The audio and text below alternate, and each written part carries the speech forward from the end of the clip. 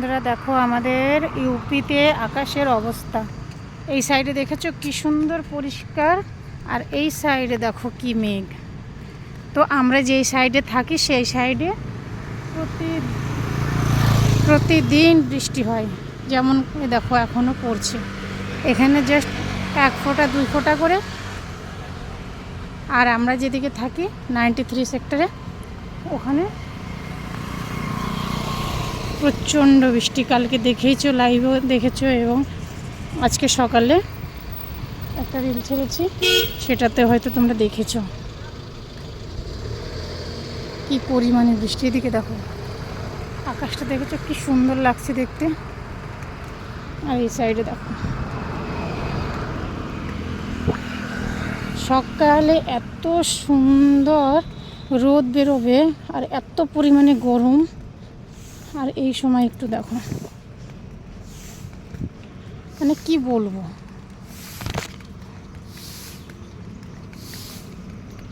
আজকে তো কোনো রিক্সা দেখছি না। আজকে যে কি হবে, আর আজকে বাড়িতে অনেক কাজ।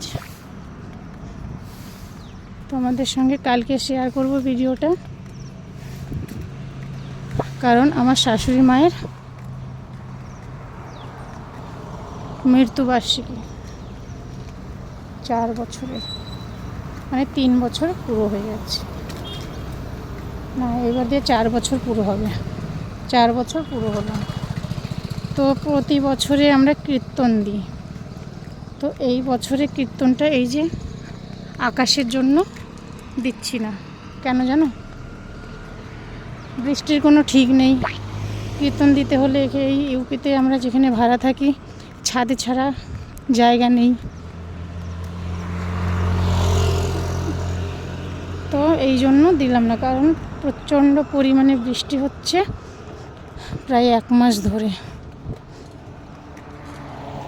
তো ওই জন্য আমরা কীর্তনটা স্কিপ করে দিলাম এই বছরে। তো শুধু গীতা পাঠ করাবো, ব্যাস। কিছু লোককে ডেকেছি, সবাইকে বললাম না।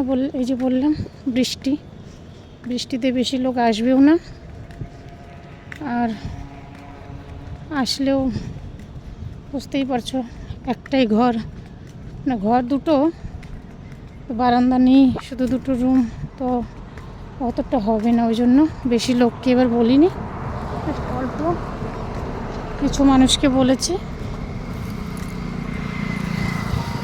আর এমনিও সামনে আমার শ্বশুরেরও আছে, শ্বশুরেরটা 1 বছরই করেছি কীর্তন, মাঘ মাসে ওটাও। ওই জন্য বললাম যে চলো।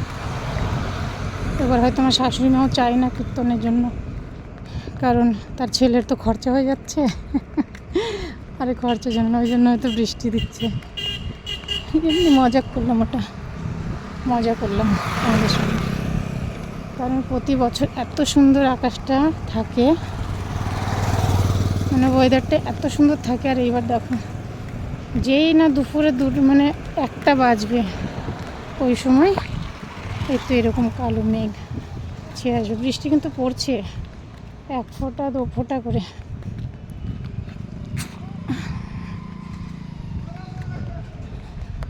আর এই যে আমি একা একা হেঁটে যাচ্ছি, কী করবো বলো।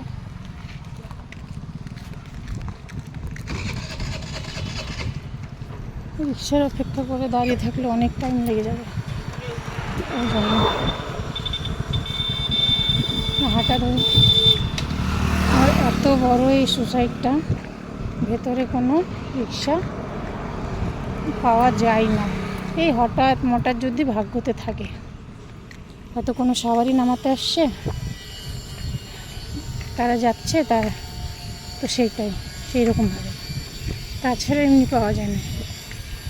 এখন তো এরকম বড় বড় বিল্ডিংয়ে বড় বড় গাড়ি আছে, তারা সোসাইটি থেকে বেরোচ্ছে, গাড়ি নিচ্ছে। আর এখান থেকে, এটা সোসাইটির ভেতরেই রাস্তা বলে, যেদিকেও সব বিল্ডিং বানাচ্ছে।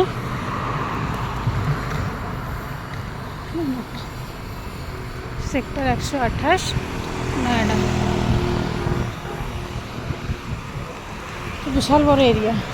এটা হেঁটে রিক্সা পেতে পেতে আধ ঘন্টা লাগবে হেঁটে যেতে, কারণ মেন রাস্তায় না গেলে আর রিক্সা পাওয়া যাবে না। জানি না বাই চান্স পেছন থেকে আসতে পারে, কই এখনও তো দেখছি না পেছনে একটা।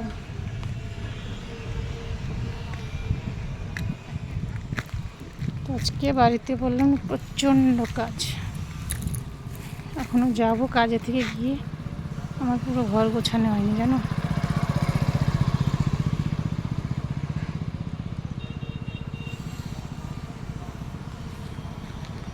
তো গিয়ে ঘর গোছাবো, বাসনপত্র বের করতে হবে, কারণ প্রতিদিনের ইউজের বর্তমান বাসন তো ছোট ছোট। দেখো কি স্পিডে গাড়িগুলো চালায় এই রাস্তা দিয়ে। ওই সাইডের রাস্তায় কাজ হচ্ছে, এই জন্য দেখো ফিতা দিয়ে বেঁধে দিয়েছে, এটাকে ডবল রাস্তা বানিয়ে দিয়েছে, কারণ ওই পারের রাস্তাটাই ভেঙে গেছে বৃষ্টিতে।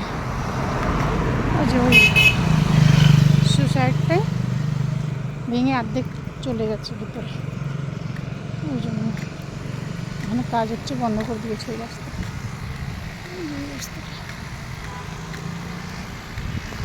চলো বন্ধুরা, আমার ভিডিওটা যদি ভালো লাগে, আমার বকবকানি যদি ভালো লাগে, তাহলে প্লিজ একটা লাইক কমেন্ট করে দিও। আর তোমরা যারা আমার নতুন বন্ধু, তারা প্লিজ সাবস্ক্রাইব করে পাশে থাকা বেল আইকনটিও প্রেস করে দিও, যাতে সবার প্রথমে নোটিফিকেশানগুলো তোমাদের সামনে পৌঁছে যায়। কেমন? সবাই চলো, টাটা।